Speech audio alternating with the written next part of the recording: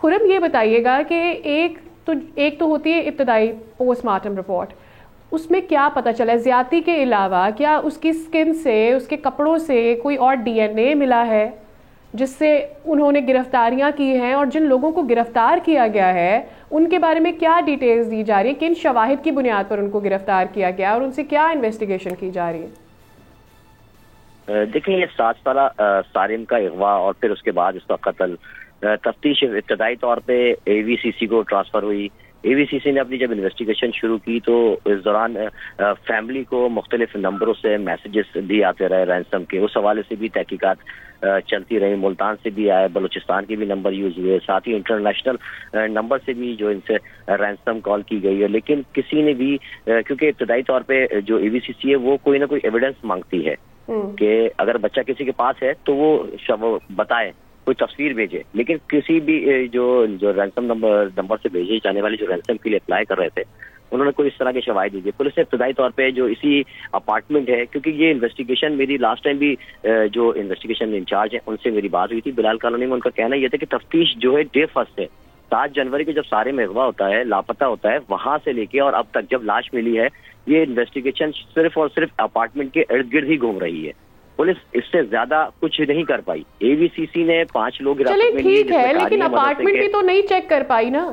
Apartment میں ہی اگر یہ انویسٹیگیشن گھوم رہی تھی خرم، تو وہ ٹینک تک کیسے باڈی آئی یہ کیسے پتا چلے گا؟ مان لیجئے کہ اس پورے علاقے کی بھی لائٹ چلی گئی، لیکن جیسے بتا رہے ہیں سارم کے والد محسن صاحب، یہ بتا رہے ہیں کہ بچے کو ٹینک میں بعد میں ڈالا گیا ہے نا، اس کے ساتھ پہلے زیادتی ہوئی ہے. یہ بولتے ہوئے میرا دل ایسے لگ رہا ہے جیسے پھٹ جائے گا. میں کہنا یہ چاہ رہی ہوں کہ وہاں تک بچہ کیسے پہنچا؟ کیا جب انویسٹیگیشن پولیس اس پر بات کر رہی ہے اس کے اوپر کسی قسم کا کامنٹ دے رہی ہے؟ بالکل، اس کا جواب دینے کے لیے پوری انویسٹیگیشن ٹیم، جبکہ اب کے 4 رکنی ایک تحقیقاتی کمیٹی بھی بنائی گئی ہے، لیکن وہ ان تمام چیزوں کا جواب دینے کے لیے بالکل قاصر ہے. کیونکہ میرا بھی سوال ان سے یہی رہا تھا کہ 11 دن میں 6 دن بچہ کہاں تھا؟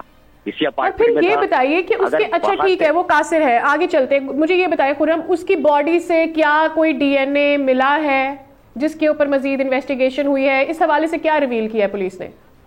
دیکھیں، جو پوسٹ مارٹم رپورٹ ہوتی ہے اس کے آنے میں وقت لگتا ہے. ابتدائی جو رپورٹ سامنے آئی ہے اس میں بچے کے ساتھ بتایا گیا کہ زیادتی ہوئی، ٹھیک ہے. اس کے ساتھ ساتھ بچے کی جو ڈیڈ باڈی ہے، وہ جو بچے کی انتقال ہوا ہے وہ 5 دن سم تھنگ کچھ گھنٹے پولیس کی جانب سے بتائے جا رہے ہیں. لیکن 11 دن میں 5 دن میں 6 دن کا فرق ہے.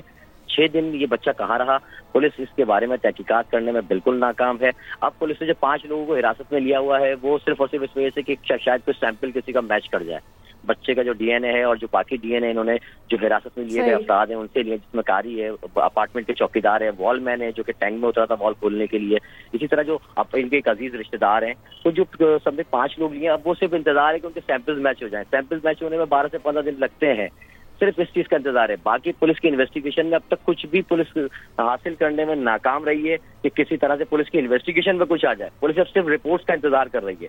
اگر رپورٹس میں یہ چیزیں بھی میچ نہیں کرتی تو پولیس کہاں کھڑی ہے؟ نیل بٹن نیل، انویسٹیگیشن 0 ہے.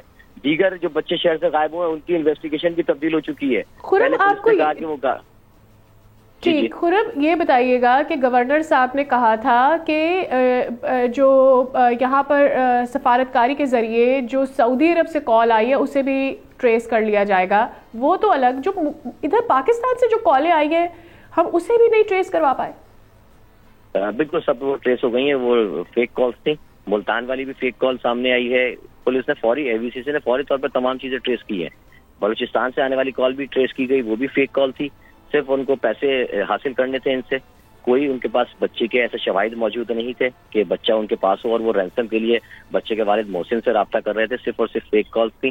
کوئی کنفرمیشن نہیں تھی کہ بچہ ان کے پاس ہے. پولیس ابھی تک ناکام ہے، ہر چیز میں ناکام ہے، سوائے سیمپلز کے ڈی این اے کے ریزلٹ آنے کا انتظار کیا جا رہا ہے، جس کے آنے میں 8 سے 10-12 دن کا ٹائم درکار ہوتا ہے. سبسکرائب کریں اور بیل دبائیں تاکہ کوئی خبر رہ نہ جائے.